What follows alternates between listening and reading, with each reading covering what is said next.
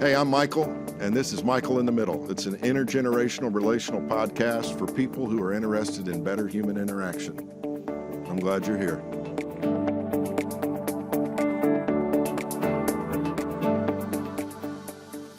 I've been looking forward to this for some time. Me too. That's Matt Litton on the other side of the screen there, folks. And if you don't know Matt well yet, I hope you know him better by the time we're done here with this recording, because I am fascinated by your life and by your career, and have a lot of respect for how you've handled a lot of challenges, man, and done so with a smile. Matt Litton is an educator and an author and a husband and a father and a friend.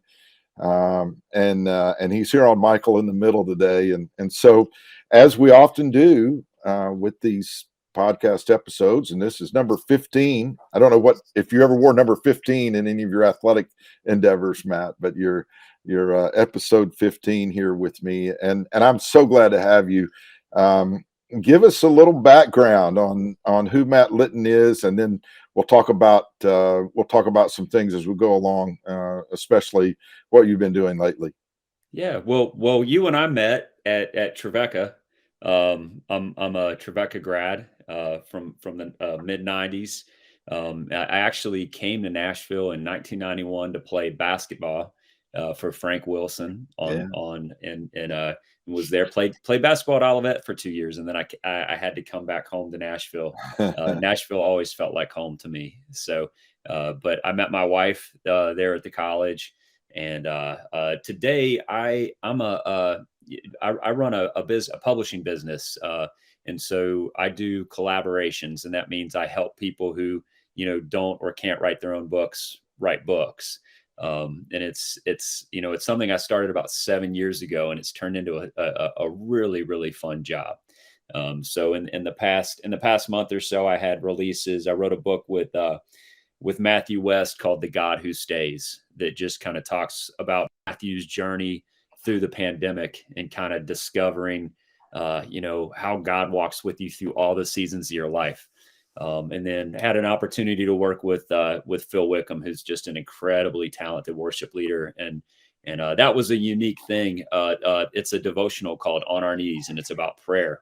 And Phil reached out about the book, and I thought, I told him that's interesting, because I had come out of a season of some real challenges in my family life, and I had been reading and studying prayer, and so it was really cool to work with him on that.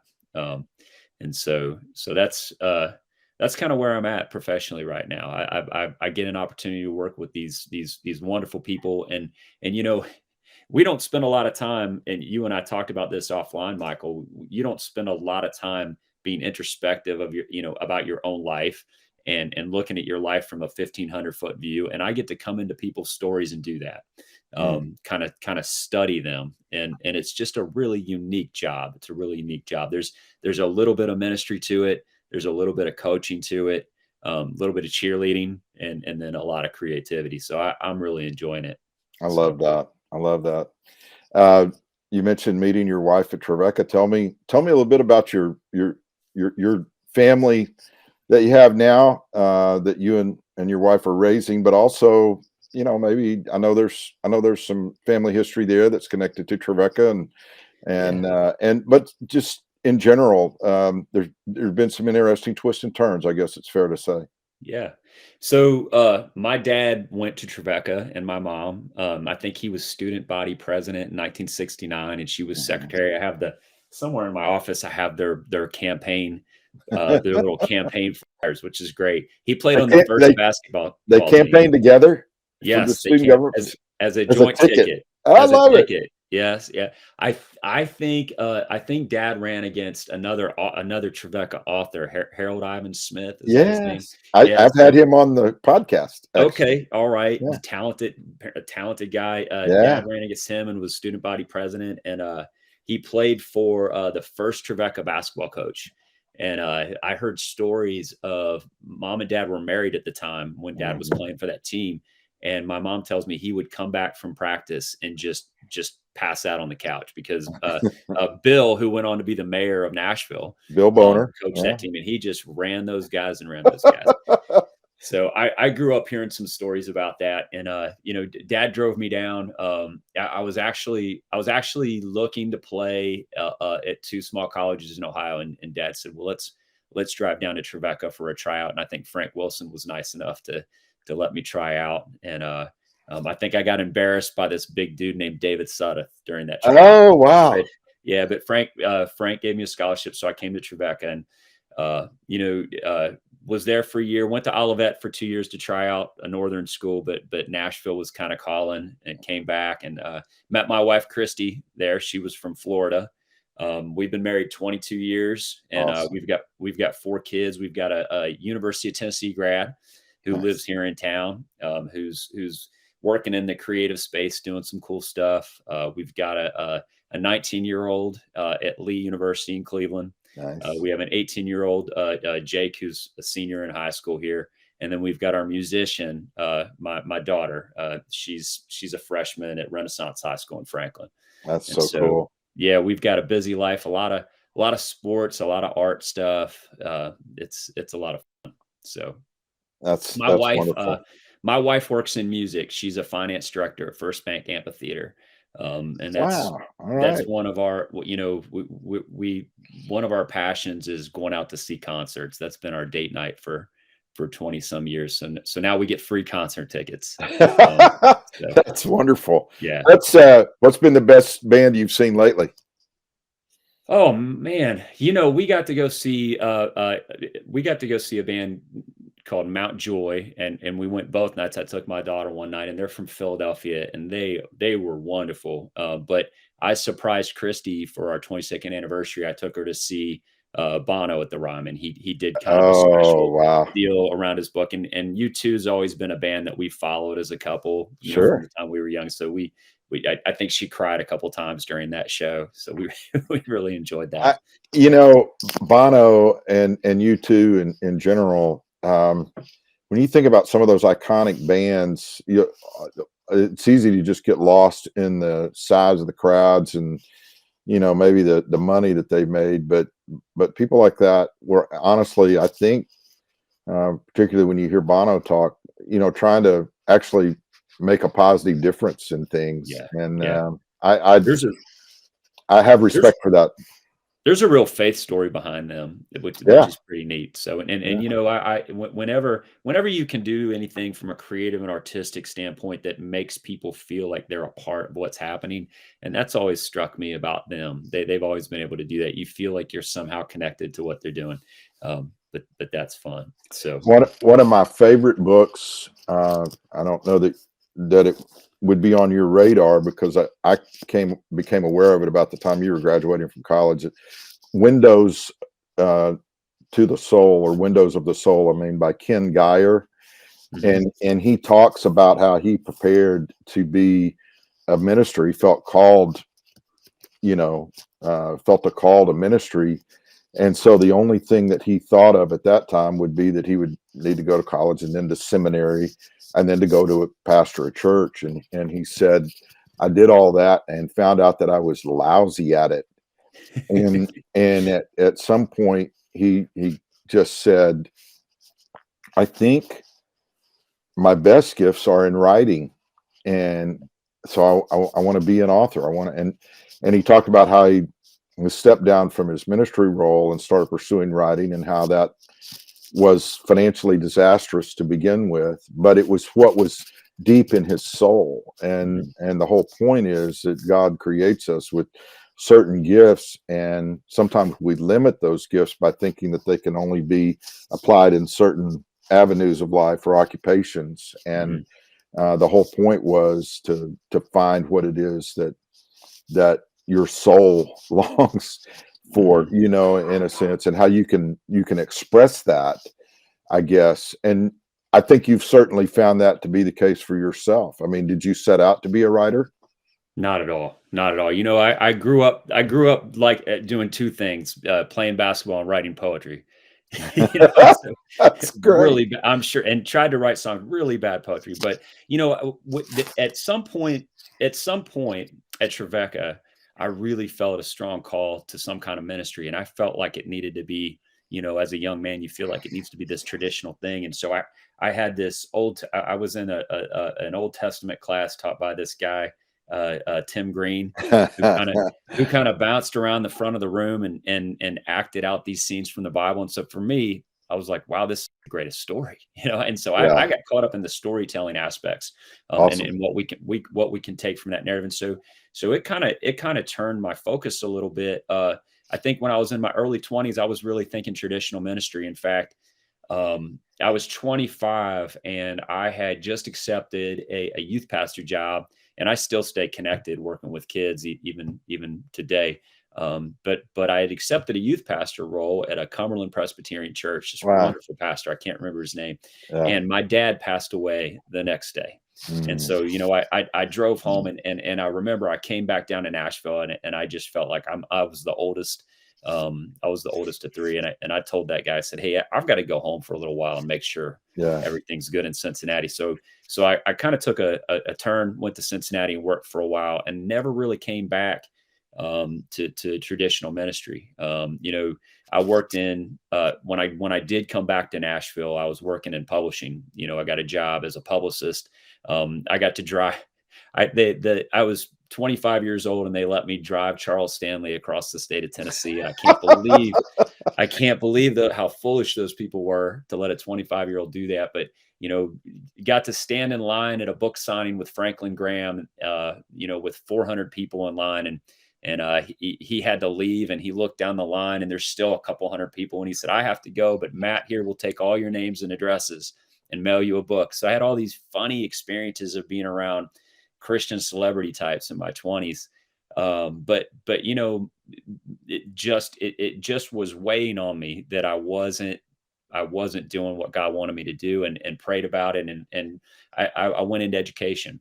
Um, in fact, I started taking classes in the evening at Tribeca while I was working in publishing as a publicist. And, I did some different things. I kind of worked all angles of the publishing industry there in the 90s and made a lot of connections.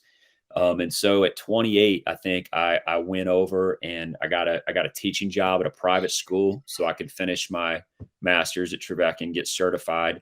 And right around that point, my little sister and her baby passed away. She Mm. had an unknown heart condition. Mm. My wife and I were newly married. We had two kids, 3 kids at that time. And then Yeah. just 9 months later, we lost her mom to an unexpected. So we went through this. We really went through a time in our life where we were kind of alienated from everybody else in our age group, dealing with that level of grief. We were having a different conversation about faith than a lot of people who were 30. Mm. And so Mm. we kind of stepped away from church for a little while. Sure.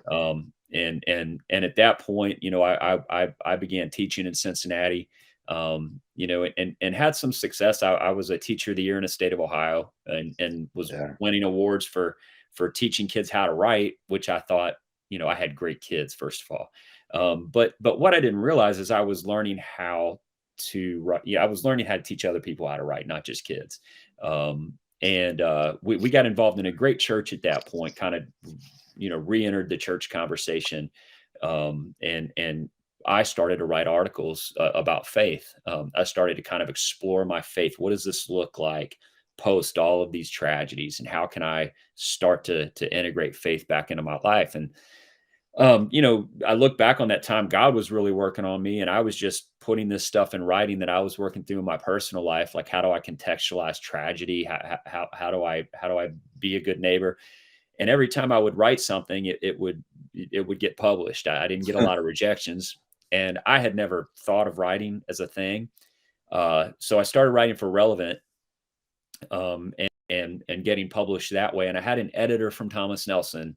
I had worked with him in marketing, and he had kind of risen to an editorial point. We were having a phone conversation one night. He said, one of my favorite books was To Kill a Mockingbird when I was a kid. Yeah. I grew up in a house where Atticus Finch was up there with Jesus as far as, hey, we should emulate this cat, And so we were talking one day, and I told him about this little exercise. I said, I do this with my kids about this character in this book, and gosh, it kind of helps me teach them about God sometimes.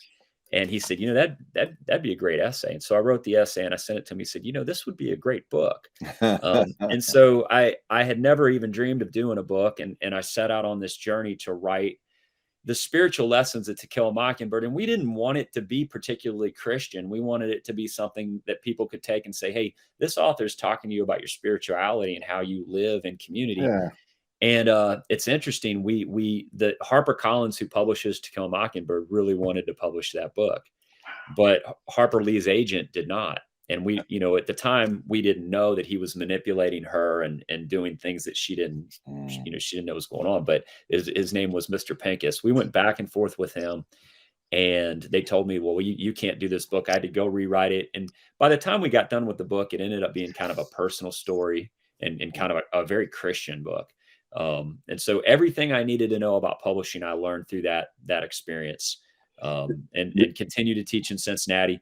To make a long story a little bit shorter, I did another book with Abingdon Press, learned a little bit from that, and just kind of came to a point where, I told my wife, we need to come back to Nashville, and I can't quite tell you why. And we prayed about it, and it was a very difficult decision. We left my family in Cincinnati, came back down here.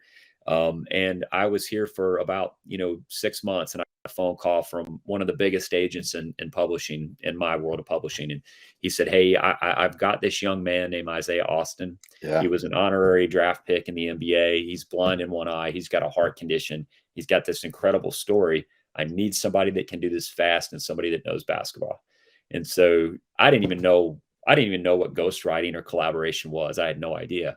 And so I was thrown in this situation with this young 19-year-old man grieving the loss of his possible professional career, being a little bit youth pastor, a little bit writer, and putting this story together. And I came out of that and I thought, gosh, I really like this. And so it put me on this 7-year journey of working in people's lives and helping them get their message out, tell their story.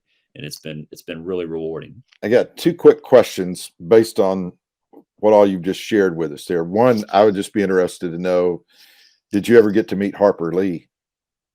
I didn't, but I had the most amazing experience. I went to, I wanted to enjoy every aspect of that. I never dreamed of writing a book about a book, and immediately I saw I don't want to spend the rest of my life being the To Kill a Mockingbird expert. That's not what I want to do. Okay, good. But I really, I got out to as many book clubs as I could, and I had an older lady come up to me to book club and hand me an original printing of To Kill a Mockingbird, and she said, I grew up on Harper Lee Street.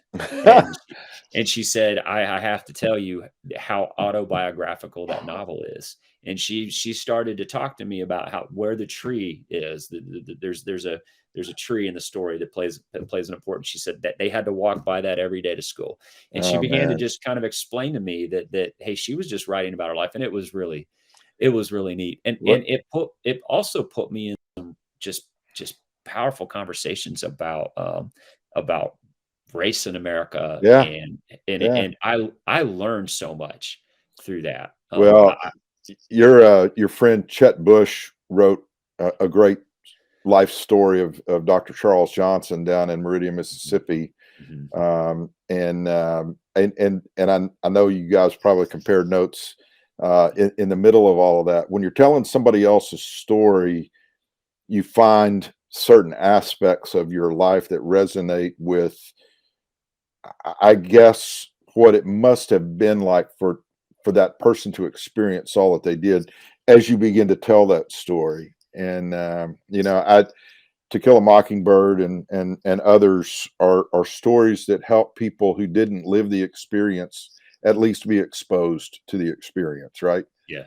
I mean, and that's a huge deal. So with Isaiah Austin, I can't remember all the timing of that, but he played 1 year at Baylor, if I remember correctly, right? He played 2 years at Baylor. 2 years at Baylor. Yeah, and he was on track to be a lottery pick. Yeah. And the NBA identified him with a heart condition called Marfan syndrome, Right. Yeah. and it derailed his career. Adam Silver made him the first honorary draft pick in NBA history. But that was my first experience with this work that I'm doing, where I got in and I started to see how many times there's two things that we lack today in our culture. The first is the connection to real human beings, Yeah. because of these screens that we live in, these bricks that we carry in our pocket that Yeah. we're always staring at. Right.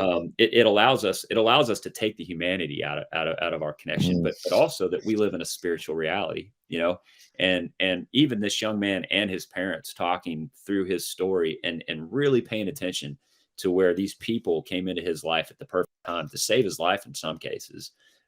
It was stunning, and it made me look back at my story and see, we spend so much time. I wish that didn't happen, or Yeah. and focusing on the grief of things instead of focusing on the new life that grows up around the hard things that happen in our story, and the ways that God takes those broken moments. Isaiah had a couple critical moments in his life where he could have died. Things could have gone really wrong, and he had people come in just at that time to kind of turn the story, send him in the right direction. He had pastoral influence coaches that changed his direction. And since then, it's just been one project after another where I get to spend time, kind of looking through people's stories, as if it's a book, turning it into a book, and seeing where they often don't realize the spiritual realities around them. They often don't realize how much they need the community to help them get where they are.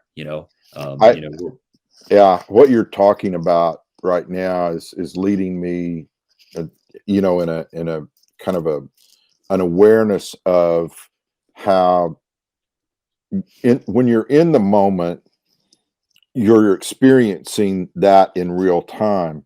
It's only when you get past that that you can look back and have a little bit of perspective, Mhm. over certain, issues related to timing or to, um, the people like you're talking about that came Mhm. into your life or Isaiah's life in just the right moment, and Mhm. you can feel a little bit of that when it's happening. At least this has been the case for me. I've looked back and I've said, man, what if I hadn't met that person at that moment? How Yeah. how different my life would be. What are some things that you have learned, either about yourself or about life, or just anything in general, that you've learned while you've been helping other people tell their stories? Yeah, there's a book that I come back to, and I try to read it once a year, called "We Really Do Need Each Other" by Ruben Ruben Welch, Welch. and Yeah. it's a little poem, out of the New Testament, and it's a reminder to me that we are shaped, and we are shaped by the people we surround ourselves with. We're shaped by our community, and we need these people that we live with, and I always challenge people. It doesn't have to look like a traditional church community, but you've got to have people walking with you, people of faith, people that believe in you, and those are the people that can tell you, hey, you realize this is no accident. You need those people to speak truth in your life. And I think, whether I've been working with someone that's got a sense of faith, or someone who doesn't, I've learned how important community is to Mm. people, and how we've got this concept that we just kind of pull ourselves up by our bootstraps and do these things on our own. But success is not an individual sport, and I think Mm. that's one of the lessons that I've taken from this. Um, so yeah. Awesome. Awesome.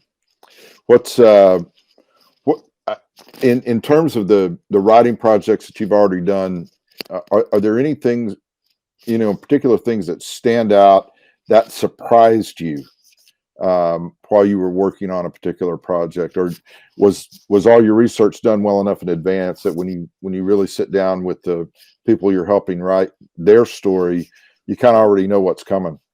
Yeah, the thing that I tell writers, I coach some writers who are working on their books. I write books for people, and I help people take.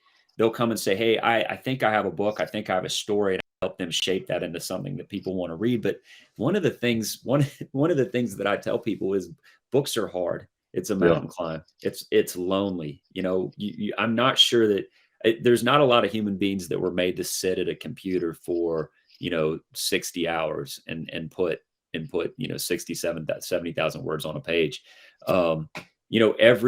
Every single project has its own challenges. There's always an obstacle. I always tell the people I'm working with, the obstacle is the way. There's going to be something that's going to be difficult that we are going to present, that's going to present itself, that we're going to have to work through.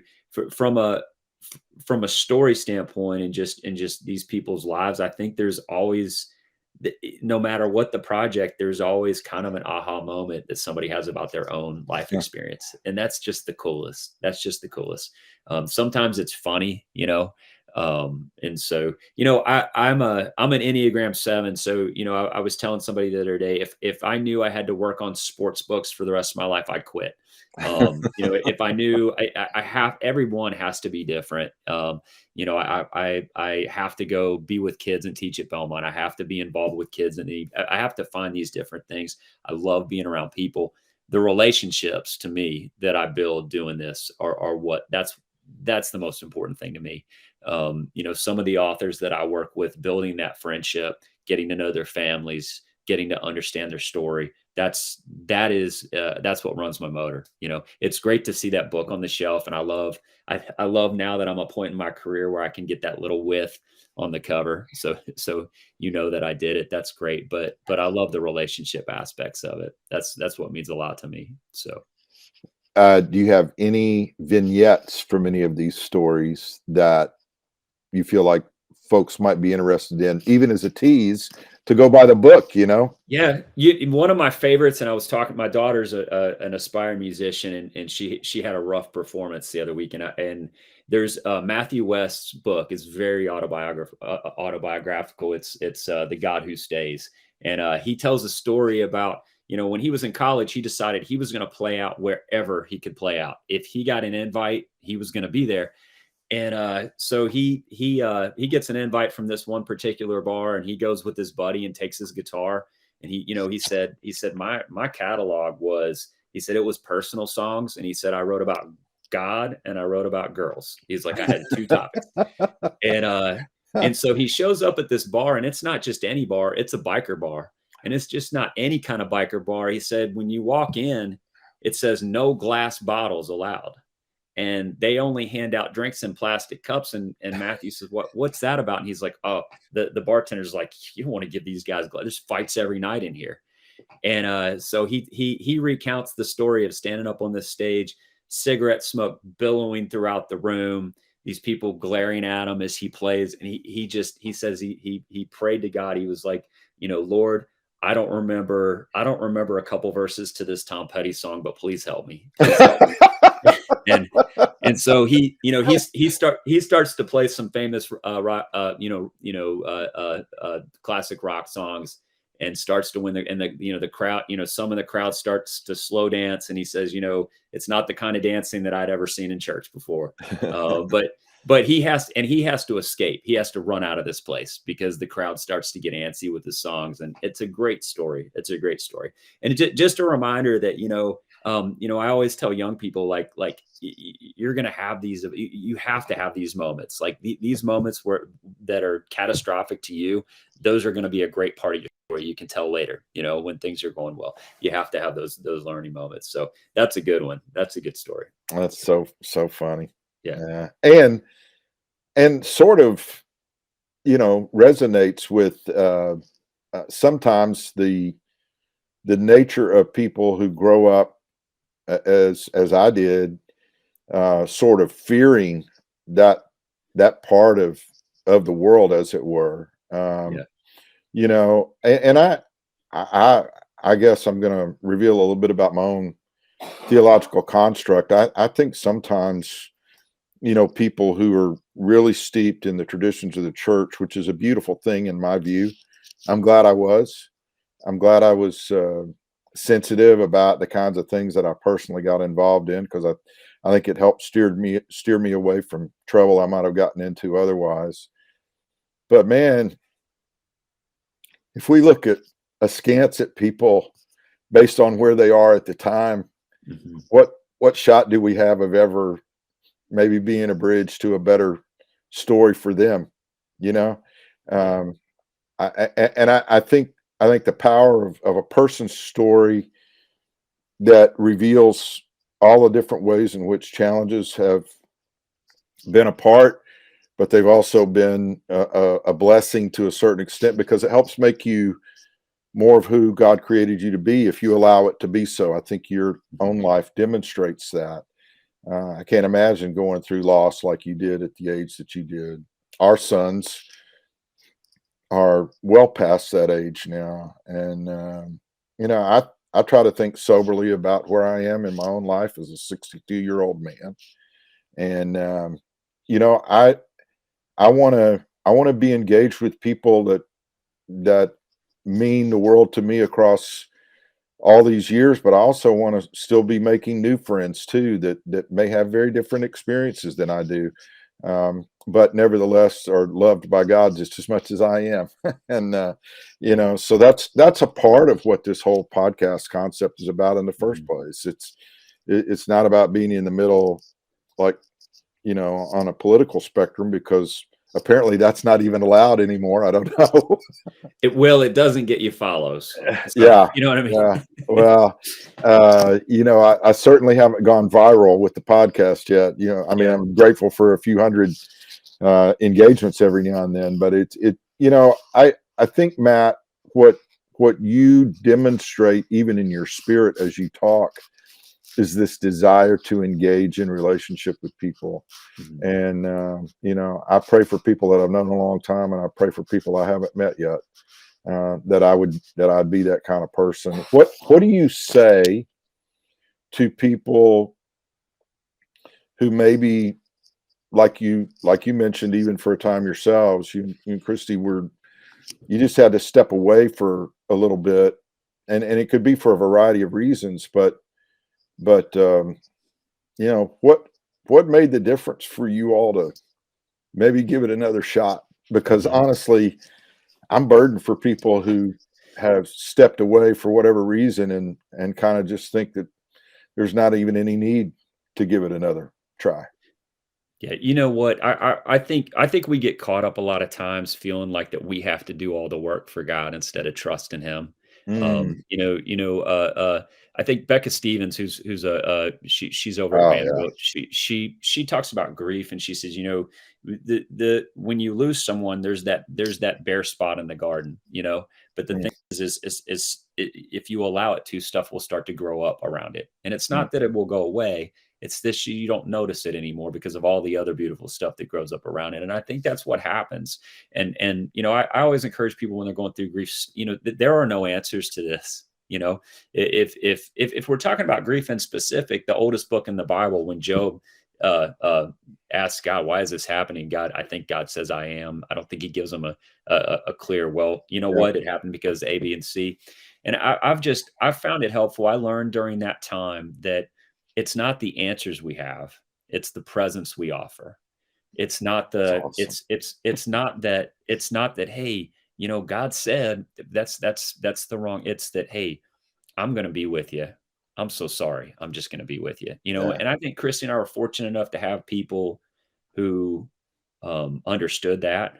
And I and when we didn't have people who understood that, we had voices through, books and the voices of some of my religion teachers at Trevecca, that started to bounce around in my head, Mhm. thankfully, during that time, and I have friends, I have friends who one particular friend's so worried about his child. She's an atheist, and I tell him she's on the playing field. She's made a choice, trust God with this. Yeah. If she's saying she doesn't believe in God, she's wrestling with God. She's wrestling with that meaning. And that's so much better than just ignoring the conversation altogether.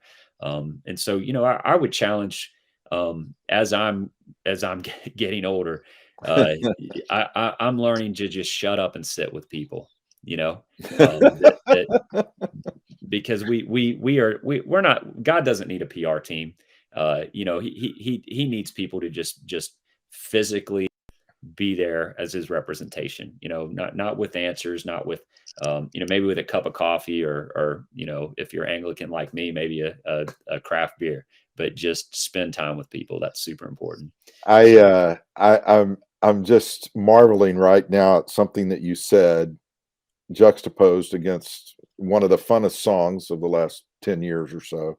Shut Up and Dance with Me.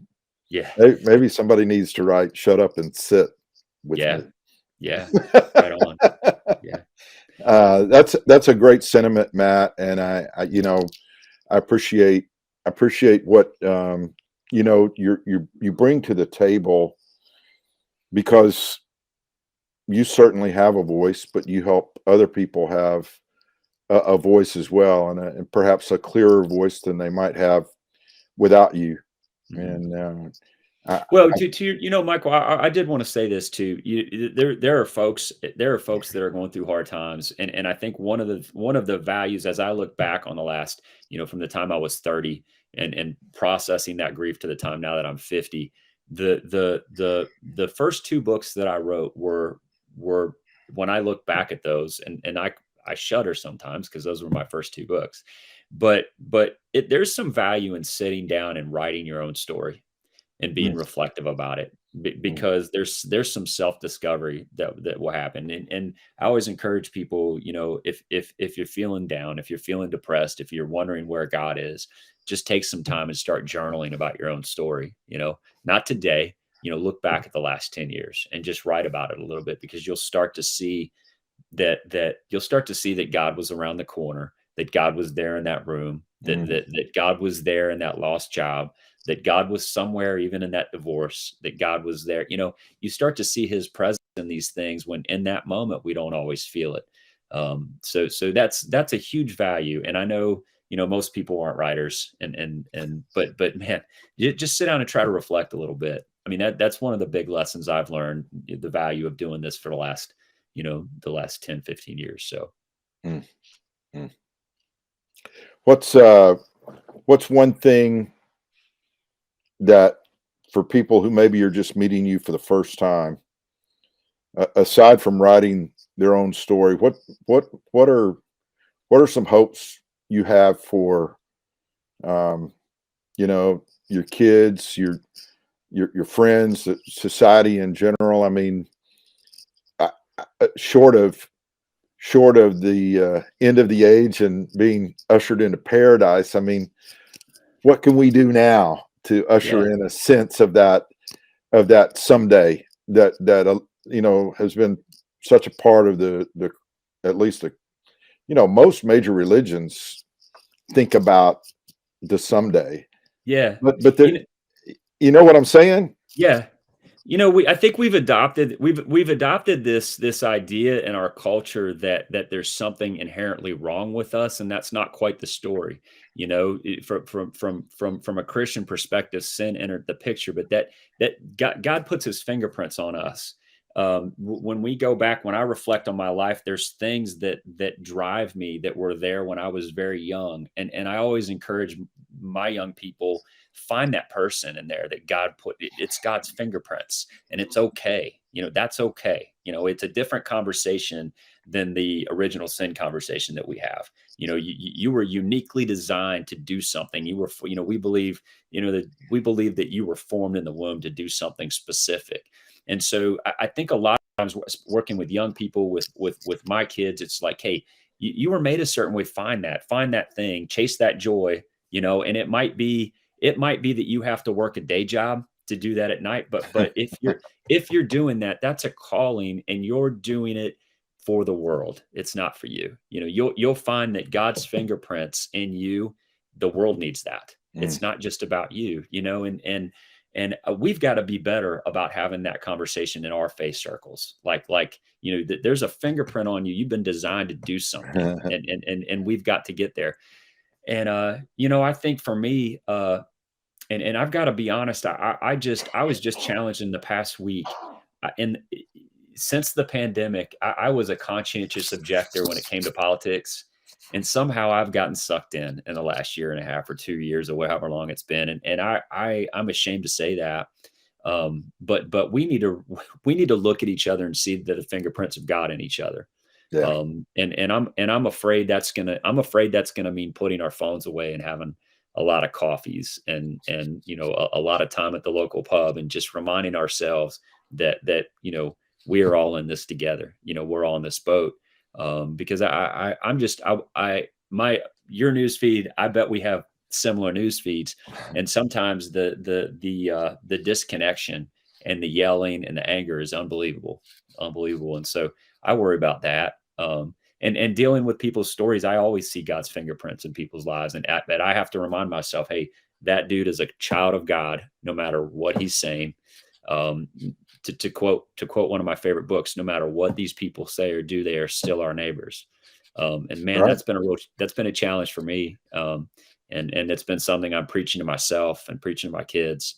So those would be the two things. So, but we have a super talented, when I think about some of the people that were at Tribeca with me and how amazing their careers have gone on to be, as producers of big radio shows, of authors, Right. who are writing, Chet and the Charles Johnson thing. I could name 50 people, and we had professors that believed in us. We had cheerleaders that were saying, "Hey, this is how you were made. Go do this." And I love that about Tribeca. We need to keep doing that. We need to keep encouraging those young people to go do that stuff. So That's beautiful. yeah. That's so cool. I guess the way we kind of wrap this up, or at least the way I'm feeling led to wrap this up, is to endorse what you're saying about engagement with people in person. I won't go into the full story of what led me to say this, but I felt very led to reach out to somebody that I had held at arm's length for far too long because of their life choices. And I realized that I was making a life choice as well by shutting them out. And it was as if God, said clearly to me, it's impossible to hug somebody with your arms folded or with them extended out. The only way you can hug somebody is by starting like this and welcoming them in. And it's hard to hug by proxy. It's hard to hug, or give you a high five looking across from you at the screen. I'm looking forward to sitting down and grabbing lunch or something one of these days soon and just talking ball or something. Just being together is a pathway to conversations and moments that we can't manipulate. And I long for that in our society. And I thank you for your clear call to help people find their voice and find their story and to share their lives with other people. You're an inspiration to me, man. I really do appreciate what you're trying to do, and not just what you're trying to do, but what you're doing. You're doing great work, and I have no doubt that you will continue to do so. Well, I don't want to embarrass you, Michael, but you're a role model for folks in my from my age group that came through the college, and we look to you as somebody that. And I was teasing you earlier and said, some of my friends say wherever two or more Tribeca grads are gathered, Michael Johnson might be there. But your role as a connector, the way you connect people who may not think alike, who may not always spend time together, it's been you really have been a kind of a role model for all of us, the way you do that. I mean, you've made that your life's work, bringing people together. I mean, that's how we see you. And so, I got to thank you for that. It means a lot to us. So I'm both embarrassed and incredibly grateful. One of the things that I learned while I was studying generosity is that it is an act of generosity to receive the kindness of another. And sometimes there's a fake humility that ensues, but I thank you. It was very kind of you. And by the way, we are all grateful for the gift of your son on Saturday Night Live. Yeah, that dude, he's awesome. He's funny. He's awesome. So, well, you know what? He told me told Sarah and me years ago that he felt like that's what he was born to do. It's what he loved doing, which was to make people laugh. Yeah. And I've told different people who've contacted us about him, what he was like when he was younger. I mean, he started writing jokes in a little kind of mini Moleskine kind of notebook. And when a joke idea would occur to him, he'd write it down, and then he would work it, and this is something that he's been wanting to do for as long as he can remember. And who doesn't want to grow up making the major leagues, or whatever the pinnacle of one's giftedness to be. I mean, for him, Saturday Night Live was one of those goals, and he set out to do it, and he's one of the really fortunate few who've been able to do so.